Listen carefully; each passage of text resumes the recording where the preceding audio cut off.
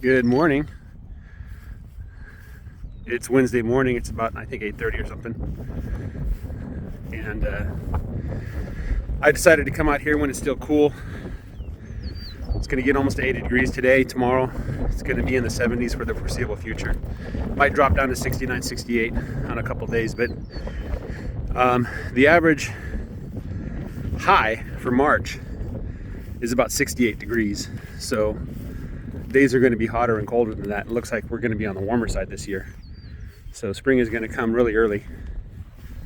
I did all my planning that March 15th would be when I could start twice a daily rotations again, get them off of hay and into the grass. So I targeted that we'd have a couple bales left over on March 15th. Looks like at least here the grass is growing really well. So coming to check on the sheep this morning, they're all kind of bunched up in that one corner. They're doing a little bit of grazing, but I stepped inside and said hello to the dogs. They got all excited and they decided to chase the sheep all around. Now they're in another corner. I guess everybody got a little workout this morning and I was the cause of all the excitement.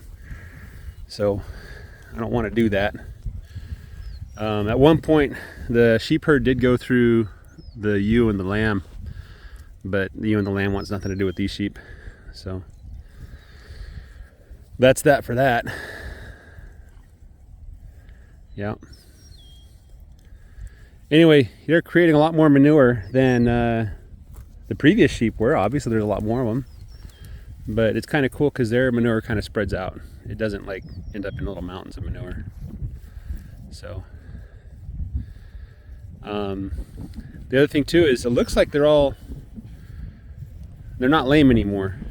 Well, there's a little bit of soreness. You can see the back left leg of this little lamb in the front there with the black patches, but it looks like they're not lame anymore. So yeah, maybe it's just my bias, but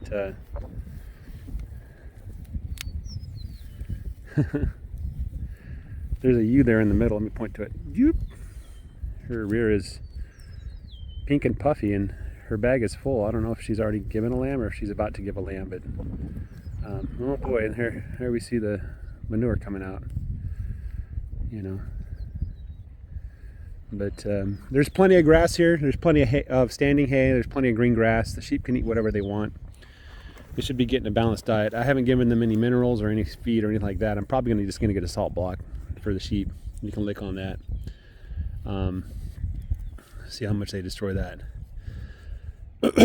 But I'm hoping that I can get them to spread out in this area, or at least not be scared of the dogs anymore.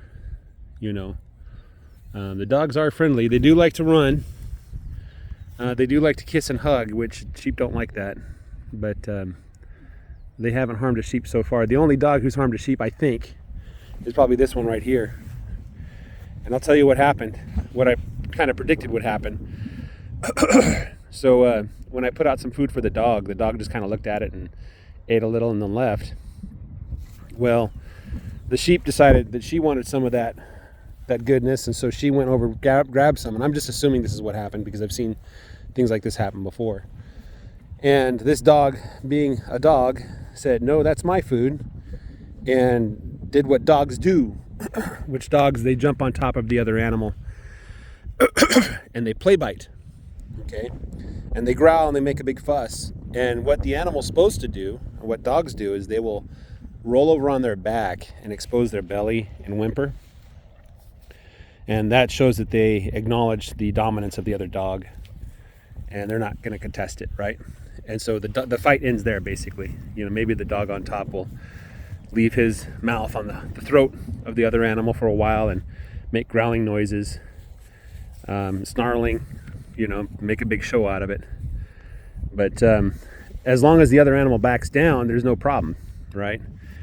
And I've seen this when I brought my house dog, Toby, to the field. Toby is stupid. Toby can't live here because Toby doesn't know how to back down. And even when he knows he's beat, he doesn't know how to like properly submit. He doesn't speak that language, I guess, or something. I'm not entirely sure what.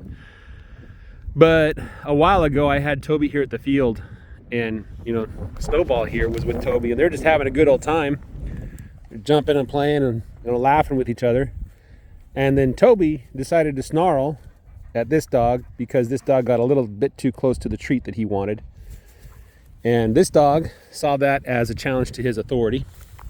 And so this dog went into domination mode, and Toby decided not to submit immediately. And so this dog decided to escalate it to the next level.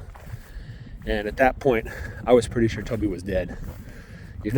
I was pretty sure he was done for this world. The thing is, he was not submitting. He would not submit to this dog, and this dog kept upping the ante, putting more into the pot. So eventually I had to pull him off. Right? Thankfully, this dog acknowledges my authority. I had to pull him off and kind of tell Toby, like, hey, you got to back down. You cannot mess with this dog. And so this dog was following Toby around, looking for another excuse to explain to Toby the way things work on this farm. And so they got into a couple more cat fights. They weren't full-blown dog fights. The thing is, this dog is so good. Toby didn't even stand a chance. This dog is so fast. And he goes from 0 to 60 in about a fraction of a second. So, but I've never seen a dog fight like this one. I feel sorry for any coyotes on my land because they really don't stand a chance against this dog. Hindungi's a big lover. That's Hindungi over there. He would rather slobber on you, and he's very submissive.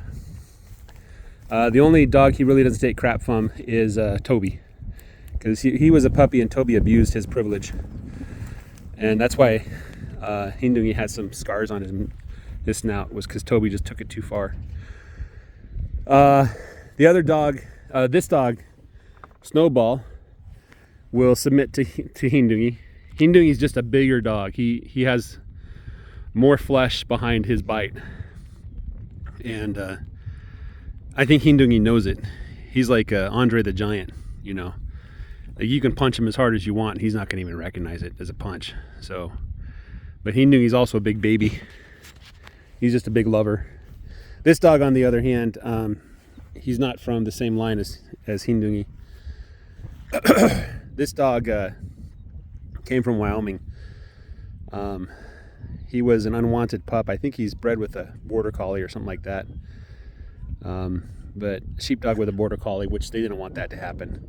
They raise sheep there. They need the sheepdogs because they have coyotes and all kinds of things up there. And so they were going to get rid of him. They were going to kill him. And I offered to take him in, and they let me take him in. He came with 2 other puppies. Unfortunately, those 2 other puppies didn't survive.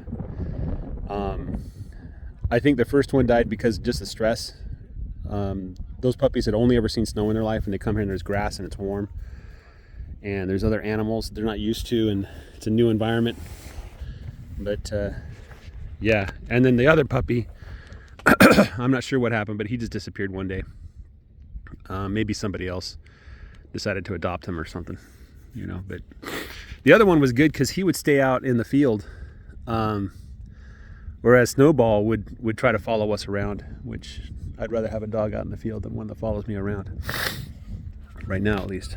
So anyway, that's the story there. But so I think what happened was a sheep came to eat the dog food that I left out. Snowball asserted dominance. The sheep doesn't submit. The sheep, when you attack a sheep, its instinct is to run or to butt heads, right? And both of those responses are the exact wrong response for a dog, right? Now this sheep over here, this sheep, boop, she's learned that running from the dogs is pointless.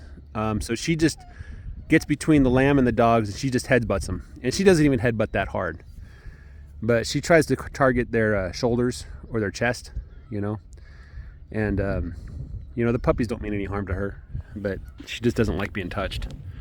So that's kind of the story there. But I think what happened was the sheep, in response to being dominated by the dog, decided to run or decided to try and headbutt. And So the dog interprets that as like, you're not submitting, I need to up the ante. And so eventually the dog probably cut something on the sheep's ear or something. You know, it's the only thing the dog can grab onto. And so this sheep had a little bit of blood. But she's okay. I think it's the older ewe, the one I bought originally. All right, guys, have a great day. Take care and bye-bye.